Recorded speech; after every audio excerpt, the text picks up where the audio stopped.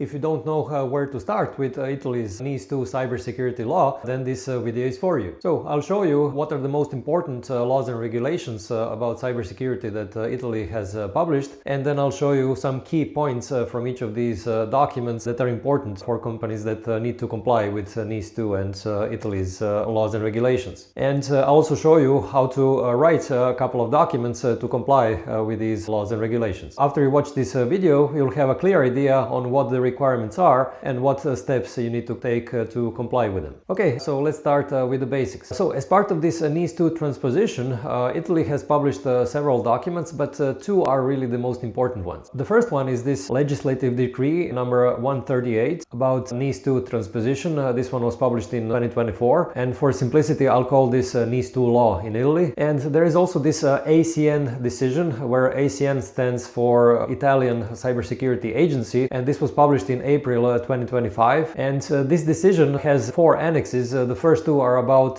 basic cybersecurity measures, and the second 2 are about significant incidents. And below this video you'll find a link to an official site where you can actually access all of those documents. Now this NIS2 law is more generic. It basically describes this national cybersecurity strategy, the role of the National Cybersecurity Authority, how is the oversight being performed, which companies need to comply, and it provides some very basic cybersecurity measures, but doesn't really go into much detail. Whereas this ACN decision, and specifically these first 2 annexes, they go much deeper into explanation of what kind of cybersecurity requirements there are for companies that need to comply with NIS2 law. And I'll show you these details in a minute in this video. Now, it is important also to mention here that there is this Commission Implementing Regulation, or CIR 2024-2690, and it is about cybersecurity measures for digital companies. And this CIR was published by European Commission, so actually it's valid for all the European countries, including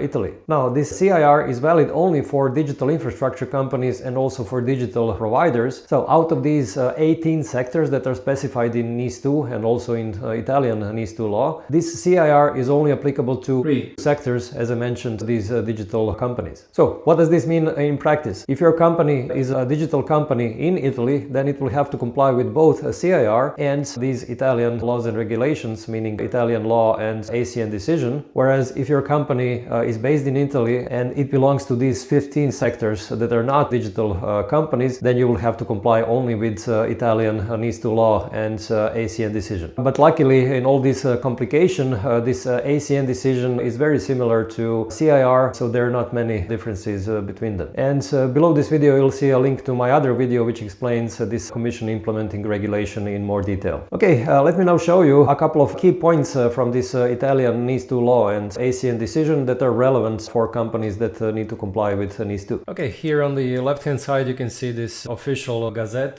from Italian state where this legislative decree is published, and on the right hand side you can see the automatic translation. So this is translated by AI, but still it's pretty good. Anyway, here you can see that this legislation number 138 was published, and let's just scroll down to see a little bit how it looks like. So first you have these general introduction to the law, and then basically some general provisions, definitions, and so on. But let's go for the most interesting things in this law. So let's see first the scope. So here in this Article 3, basically it is described which kind of companies need to comply with this law, and when you read it you actually see that this is exactly the same as in NIS2 directive. So there is basically no significant difference here. When we go for cybersecurity and incident management, this is in chapter 4. As you can see, here are some general requirements for administrative and management bodies. Also here in this section B you see some requirements regarding the training, and by the way I have a separate video which explains how you can actually perform training according to NIS2. And then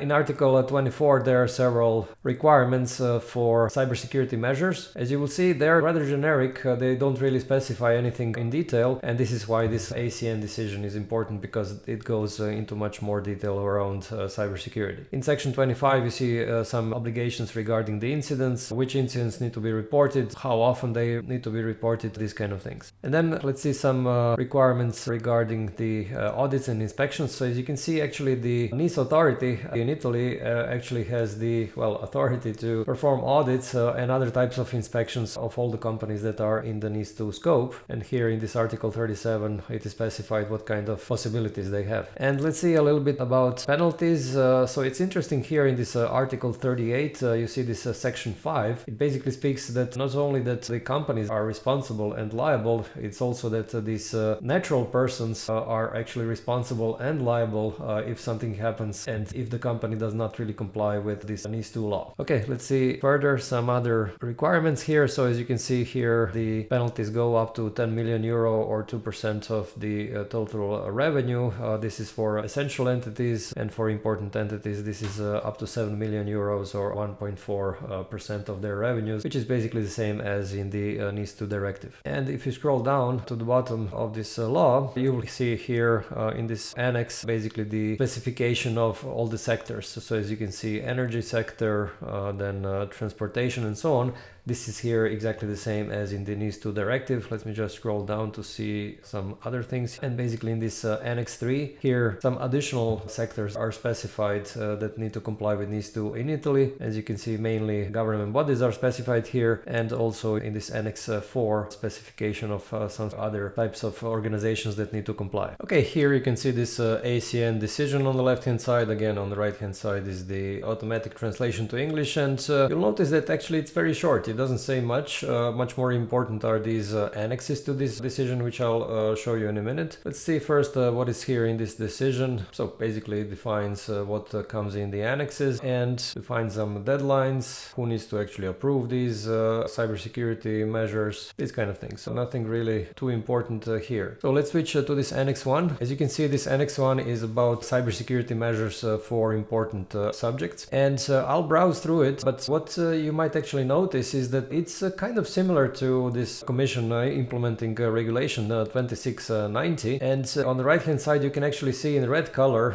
we marked the parts that are actually not mentioned in this CIR. So these are the requirements that are on top of CIR. So most of the text is almost the same as CIR, but these things in red are extra. So for example here, this 1.3.1 speaks about roles and responsibilities and powers, and especially this paragraph 2 basically says that you need to have an up-to-date list of the personnel which actually has roles and responsibilities for security. So no such requirement exists in CIR. And then as you scroll, you see further requirements here. Again, this list of personnel here is mentioned. Also that suppliers need to be prioritized according to criticality. This is also something that is new. And then comes the second section about identification of assets. Again, pretty much the same thing as in CIR. Of course, there is this communication towards CSIRT in Italy, which is something that is extra. Then there are these requirements around protection, more or less the same as in CIR. And this 3.1.4 is a little bit more precise than what CIR says. It also specifies that you need to have this register of actually employees who receive training. So this is one requirement that is on top of what CIR says, and so on. So basically you can see that there are several different requirements here. So detection is in this section number 4, response in number 5, recovery in number 6. And then you also have this appendix which basically specifies these requirements and maps them to particular articles in this annex. Okay, let's see this annex number 2. The text is practically the same, very similar. The only thing is that this one is focused on essential entities, whereas the annex 1 was focused on important entities. And then annex number 3, this one is about description of significant incidents for important entities. As you can see, it's very short. He describes significant entity incidents here. And annex number 4 is about security incidents for essential entities. Again, a little bit more requirements here, these 4 rather than 3, but basically it's again pretty short. Okay, let me now show you how to write a couple of documents to comply with all of these requirements and also reduce the effort for compliance. Okay, here you can see this top-level policy on information system security from Advisera's NIS2 documentation toolkit. On the left-hand side you can see the version in Italian, and on the right-hand side is the version in English that is exactly the same as the Italian version. So when you scroll down you will see that this is basically a top-level policy. It doesn't specify too many details because other policies are actually the ones that will go into much more detail. This one specifies some major things around the responsibilities, setting objectives, these kind of things. Anyway, when we scroll down to reference documents, you will see that it refers to this NIS2 law, then to these ACN decisions, but also to the NIS2 directive and to some other documents, and of course to this CIR 2024-2690, but also to 27001. So lots of basically references here, and I'll explain actually how they are relevant for building this document. But let me now scroll further just to see you some specifics here from this document. Okay, so here in this section 4.6, as you can see that this person who is in charge of security, basically the template suggests that this person needs to actually draw up a list of personnel with these cybersecurity roles and responsibilities. So if you remember from the ACN decision, what I was showing you from this Annex 1 and 2, basically this is a specific requirement that exists only in Italy, right? Not in other European countries. So basically this brings me to an explanation on how to build these documents. I'll explain you how we did it in Advisera. So basically we first built our documents based on ISO 27001, the cybersecurity standard, and then we adapted it for NIS2 directive and specifically for this CIR 2690. So we upgraded them, so to say, for CIR. And then as a third step, we actually compared it to local legislation, in this case to Italian NIS2 law and of course to these ACN decisions. And in this way, we actually made this third step of adapting these documents towards local NIS2 legislation. Of course, it's not mandatory that you follow this logic. You can follow some other logic, but we feel that this is the best way really to build and adapt documents so that you cover everything that is required. And of course, to speed things up, you can also use these templates from Advisera's NIS2 toolkit. And in the next video, you'll see how to use this NIS2 toolkit. Okay, let's take a look at this incident handling policy. Again, the first page, second page, they're basically made almost the same for all documents. And when it comes to this table of contents, you can see that it covers basically the whole cycle of handling incidents, all the way from receipt, treatment, all the way to disciplinary process and collection of evidence. When it comes to references, so again, NIS2 law, these ACN decisions, NIS2 directive, this CIR 2690, and several controls from Annexes. I wanted to show you one detail that actually is